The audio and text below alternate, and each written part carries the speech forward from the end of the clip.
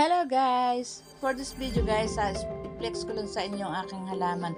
Yan yung aking rubber tree plant. Ayun o, pinutulang ko yung dulo. Kasi napakataas na ng electric pan, nahahanginan, nasisira yung dulo. Ayun o, meron na siya mga yung sanga. Dati binili ko ng pandemic, maliit pa siya at saka payat pa siya. Kasi isang puno pa lang siya. Ngayon may mga sanga-sanga na siya. Pero first time ko siyang pinutulan. Kasi nga mataas na, umaano doon sa may electric pan. Yung pag nahanginan, pumapangit yung dahon niya. Kaya nag-decide akong putulan. Dati kasi ayoko siyang putulan kasi baka ako magtampo. Pero ayun pala, pag pinutulan, nagkakaroon siya ng ang tag dito, yung sanga. So, ayun o, ayun yung sa dulo at saka dito sa may puno, bagong sanga yun. Tapos yung pinakadulo niyan, ayun pang isang yun. Yan. Pag puputulin ko pa rin siguro siya kasi tumataas na naman eh. Ayan, may sanga na siya. Ayan, may bagong tubo. Tapos, doon po sa may bandang puno, may tubo rin. Ayun o, yun, sariwa. Yun, sa dulo. Yun. Bagong tubo yan. So, yung puno niyan ay manipis. So, nilagyan ko lang siya ng tukod para, tapos sinatalian ko para hindi siya matumba. Kasi manipis siya, pagka walang tukod, nakatumba siya. Tapos, yung paso niya medyo malaki. Tapos, dalawang beses ko lang siyang diligan. Alam mo guys, yung kinukurot ng mga customer yan, tinutupi, kinukurot, akala nila kasi plastic. Tapos pag nakita lang tumutulo yung dakta kasi madakta yan, sasabihin nila, ay totoo pala to, ayan yan may tulo ng na yan, ng dakta.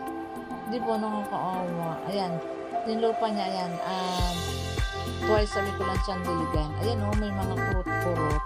Minsan bata ang kumukurot. Pag nakikita ko na kurutin siyempre kasi na pumapangit. Kasi ayan yung ganun, nagkakaroon ng.